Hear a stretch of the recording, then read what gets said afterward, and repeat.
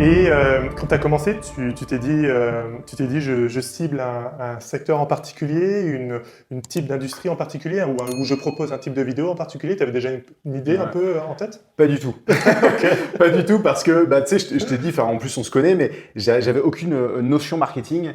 Et du coup, ce que tu viens de dire là, c'était totalement inexistant dans mon esprit, quoi. Est-ce qu'il faut cibler une tel type de clientèle? Est-ce qu'il faut faire ceci, cela? J'avais aucune notion, donc c'était vraiment au culot, tu vois. Et d'ailleurs, je démarchais, j'envoyais vraiment des bouteilles à la mer, hein. On va en discuter après par la suite de la formation, etc. Enfin, en marketing que j'ai eu. Mais je jetais des bouteilles à la mer, quoi. Et forcément, ça marche un peu, mais tu passes beaucoup de temps à le faire et tu as beaucoup de retours négatifs.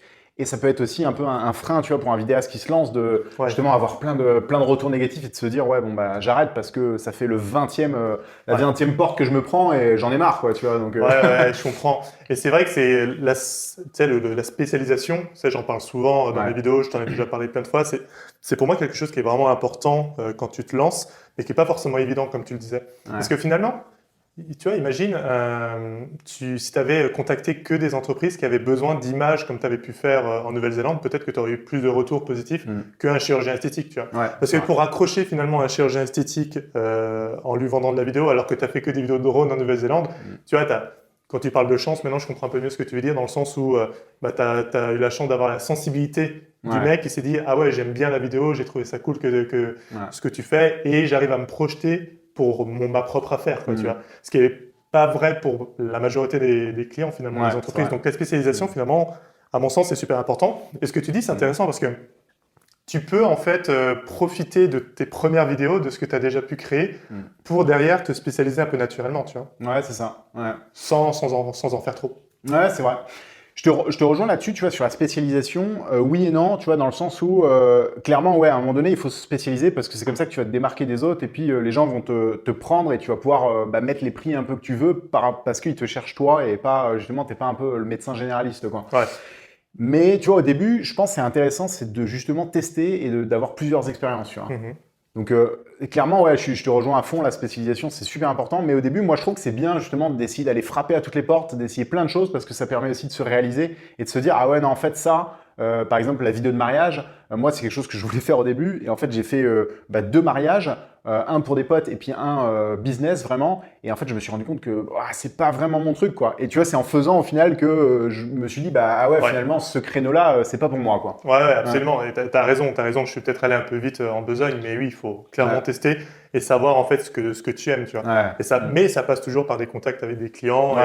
Et j'en parlais d'ailleurs avec Guillaume dans un précédent podcast des vidéopreneurs. En contactant des clients, ça te permet de savoir aussi un peu quels sont leurs réels besoins et ça te permet d'adapter aussi ton offre. Peut-être que toi, tu avais un peu une idée en tête de quel type de vidéo tu pouvais proposer à des chirurgiens esthétiques quand tu as contacté et finalement, tu as pu découvrir que le besoin était peut-être différent en le contactant et derrière, tu as pu ensuite t'ajuster pour, pourquoi pas, faire affaire avec d'autres clients. Mais ça, c'est intéressant. Donc, oui, il faut tester, mais il faut tester avec des clients. Parce que si tu testes tout seul de ton côté, que tu fais des portfolios tout seul de ton côté, tu ne sauras jamais. Ouais, c'est ça.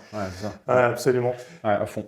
Et c'est quoi alors tu t'es dit quoi là donc tu as fait ta vidéo pour le chirurgien. Tu t'es dit quoi quand tu as facturé là? Il s'est passé quoi dans ta tête? Ouais, alors, la facturation, c'était marrant, mais c'était mon premier client. Je ne savais pas ce que c'était que de faire un devis. Je ne savais pas ce que c'était que de faire un contrat. Aucune idée. Et en gros, le chirurgien m'a donné rendez-vous et puis il m'a dit combien ça coûte, quoi, si pour faire, je sais plus, on avait 6 vidéos à faire.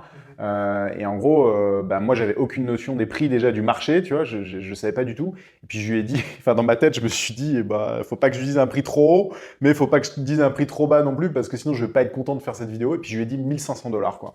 Donc tu vois, l'équivalent d'un peu plus de 1 000 €, quoi. Et puis le gars, il m'a regardé, il m'a dit, OK.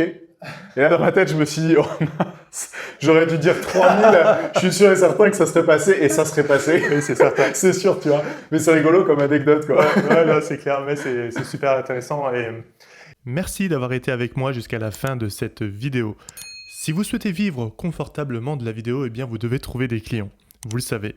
Et trouver des clients, je vous assure que c'est possible, et ça commence par une bonne pratique dans vos mails. Je vous explique tout dans ma formation gratuite « Trouver facilement des clients par mail » et vous verrez que vous n'avez pas besoin d'être un crack de la vente pour trouver des clients. C'est gratuit et c'est le premier lien en description. Je vous dis à très vite et n'oubliez pas que la vente n'est pas réservée aux hommes d'affaires en costume 3 pièces. Salut!